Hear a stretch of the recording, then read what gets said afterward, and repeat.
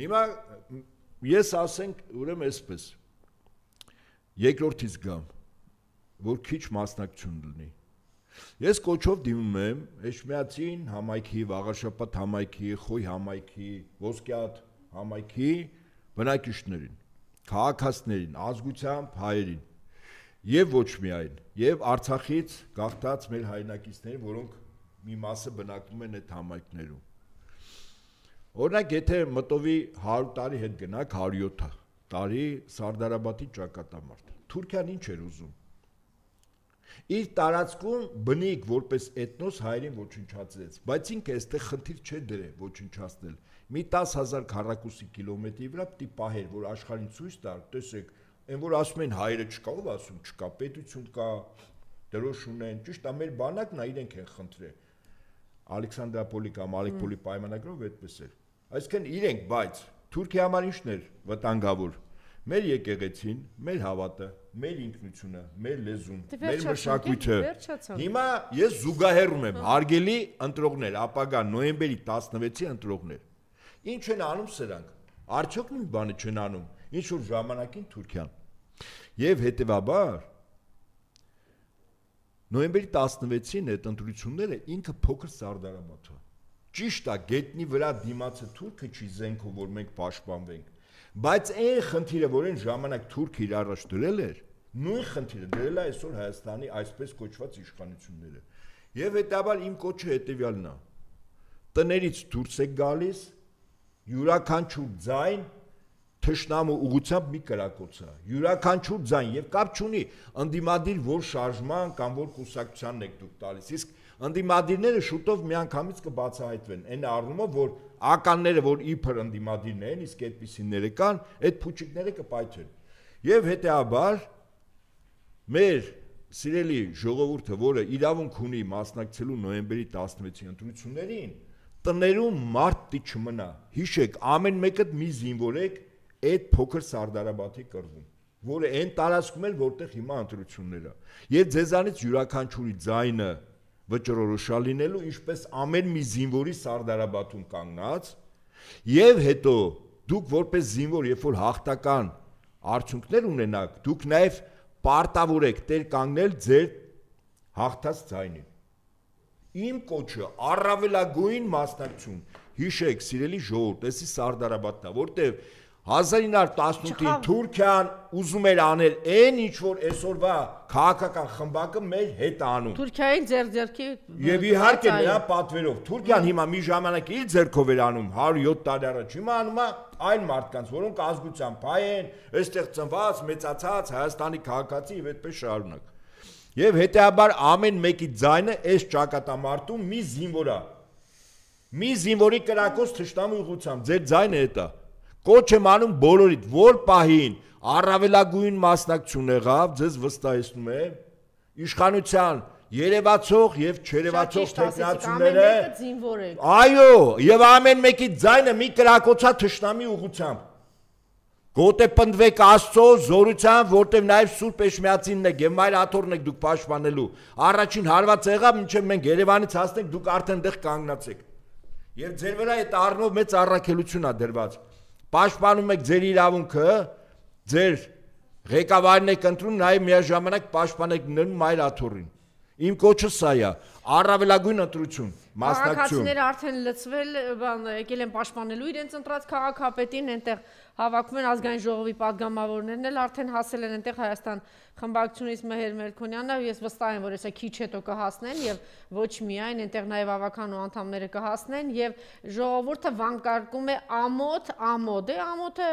շատ լավ է, որ ժողովուրդը հասել է արդեն սկսել է պաշտպանվել, գյումրեցիները դուրս են եկել, այո, ես վստահ եմ, որ կրացեն եւ կպաշտպանեն, դե հիմա ինքը գիտեք ինչ տարբեր բաներ է, տեսնում է այս մարդկանց ընտրում են, ինչ որ էս կեղտեր է գցում, տեսնում է չի անցնում, հետո մի հատ ուրիշ, ոնց որ ասենք եկեղեցականների նկատմամբ parեց, վեհապարի նկատմամբ ինչ որ բան տարածեց, հիշում եք իմիջիալոս Նիկոլ դու բա պիտի ինչ որ հոկտեմբերի սկզբին գնայիր, բան չի չգնաց եկեղեցու վրա։ Ինչի չգնաց։ Որտեվ գիտի, դա առայժմ իր համար պարտություն կունի։ Ինչ է ուզում անի, ոնց է, հիմա տեսեք ինչ բաներ, ասենք, սկսել է սրբազաններին ձերբակալել, քահանաներին նկատմամբ ակնհայտ խոշտանգումներ ձերբակալությունների ժամանակ։ Ես կարծում եմ մենք Այո, մենք հիմա քիչ հետո կլսենք դա։ Հիմա, չէ, հիմա կլսենք։ Այո։ Ինչպես։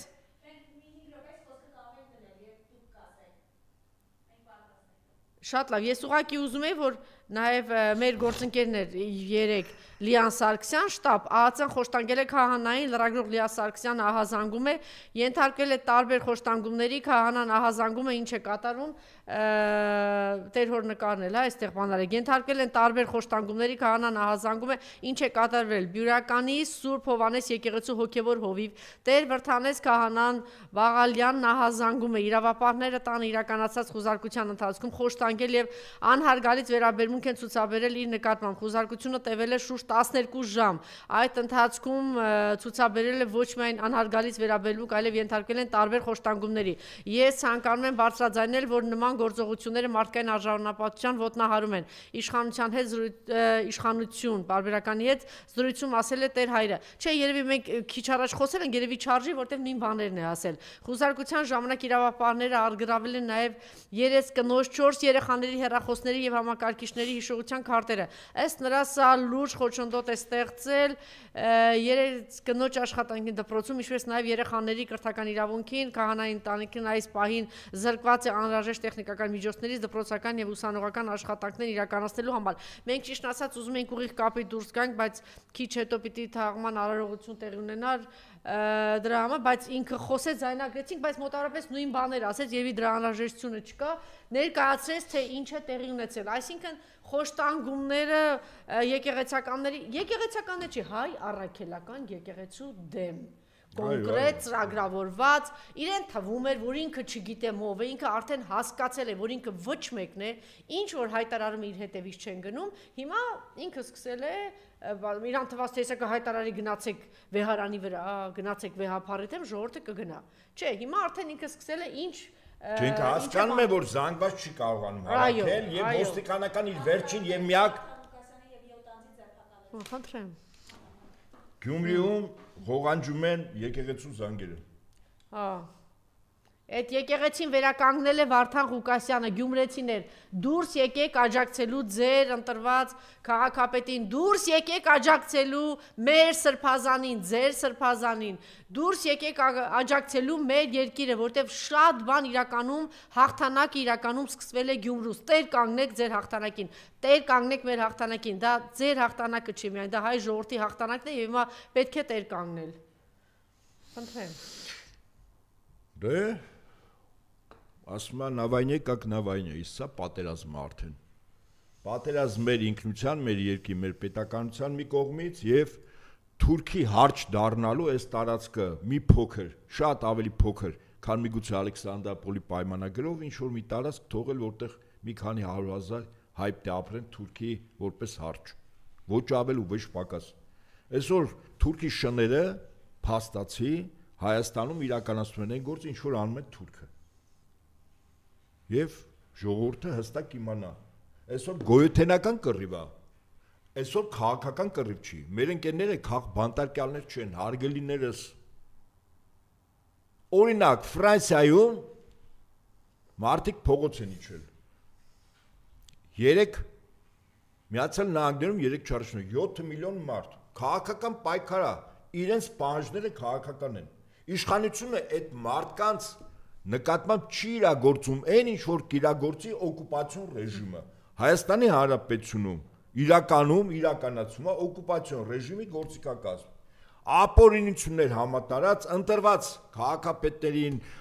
հոգևորականներին բարձրացան բանտարկություն եւ ընտրված համայնքապետերի սպանություն Այս օկուպացիոն ռեժիմը ուղղակի հիմա քանի որ այլ գործիքակազմ չունի բացի մահակը ոստիկանական եւ ԱԱՑ-ում նորանշանակ ինչ որ մեկին դրել է Համարանիշներ բան չկա այնտեղ ինչ որ անհայտ բաներ են հիմա նկարները արդեն տարածում Իսկ դիմակով որ ԱԱՑ-ից գալիս ով ասում որ դրա մեջ այդ համազգեստի մեջ ազգությամբ հայր եւ Հայաստանի քաղաքացիներ ես լրիվ իրավունք ունեմ մտածելու որ կարող է Ադրբեջանից ու Թուրքիայից են եկել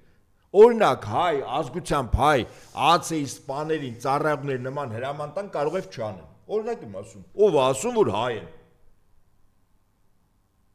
Եվ տարօրինակը գիտեք որն է որ ԱԱՑ-ն գործողություն է անում ենթադրենք հոգևորականներին տանելու Զինված են էլ այսինքն ինչ հոգևորականը բանա խոշոր տրամաչափի գնդացիր, եկեղեցու գմբեթի մոտ դնելու կրակելու, որ դու զինված գնում ես։ Ես նորից եմ ասում, որից է երաշխիք ես չունեմ։ Եվ ավելի շուտ հակված են, որ այդ համազգեստակ ազգությամբ թուրքեր են։ Թուրքիայի Ադրբեջանի քաղաքացիներ, որոնք հայերեն լավ էլ տիրապետում են։ Ժամանակին անցել են, սովորել են։ Որտեղ են ինչ որ ոստիկանություն ու քննչական կոմիտեն անի, այդտեղ ԱԱՑ-ն կապ չունի։ Հոգևորականներին տանելու ժամանակ ԱԱՑ-ն կապ չուներ։ Իսկ եթե ԱԱՑ-ն բերում, ես կարամ ենթադրեմ, որ այդ դիմակ այդ համազգեստը կարող ազգությամբ հենց ադրբեջանցի եւ թուրքերեն այդ երկրներից։ Իսկ ինչու՞ չէ, եթե այդ երկրների շահերն է Հայաստանը սպասարկում, Հայաստանի օրվա իշխանությունները Հայաստանը չի սպասարկում։ Եվ հետաբար իմ կրկին անգամ 1000-րդ անգամ հորդորը քաղաքական ուժերին, անդիմադիր ուժերին, հիշեք, այս ազգային աստագրական պայքարը, մեր դիմացը օկուպանտ է, որը իրականացնում է օկուպացիան թավշյա ձևով, բայց հիմա այդ թավիշը արդեն պատրվում է, որտեվ աշնանաբար ինֆորմացիոն դաշտում իրանց դիմակը պատրվում է, որտեվ Թուրքիայի Ադրբեջանի սպասարկումներն են մարդիկ էլ հասկանում են, որ իրանց դիմաց Թուրքիայի եւ Ադրբեջանի նախագահների պահանջը կատարող անձ է։ Եվ դրա համար իր ձեռքին մնում է մի գործիք։ Հետաբար ընդ որում ավելին ասեմ, այնպես չի որ իր ապա համակարգի բոլոր ծառայողները այդպես մեծ ոգևորությամբ բան են, հրամաններ են կատարում։ Ես ուղղակի ներքին խոհանոցը գիտեմ, այդ ու նաեւ ԱԱՑ-ում։ Եվ հետաբար կարմիր գիծտի քաշվի Հայաստանի Հանրապետությունում։ Այդ ու նաեւ քաղաքական ուժերի համար այդ կարմիր գիծը չկա ընդդիմություն եւ իշխանություն։ Կա օկուպացիոն ռեժիմ, մի խումբ մարդիկ, իր ձեռքին որոշակի ոստիկանական մահ ոչ ամբողջը։ Մի կողմից, մյուս կողմից ժողովուրդը մեր։ Եվ դեռ կապ չունի, ինչ քաղաքական միավոր է, ինչ քաղաքական կողմնորոշում ունի, ինչքանով են լարված հարաբերությունները մեկ-մեկու հետ։ Մյուս մեկ, ազատ ագրվել։ Վերջ էտա, ուրիշ թվաբանություն չկա։ Դե հիմա պատկերացեք ամբողջ քաղաքական ընդդիմադիր դաշտը, եթե միակամալնում այս դրոշի ներքո, ազատվել օկուպացիոն ռեժիմից եւ իր պարագլխից։ Իսկ քաղաքագիտական տերմինով օկուպացիոն ռեժիմ եւ պարագլուխ այդ կոչվում է խունտա։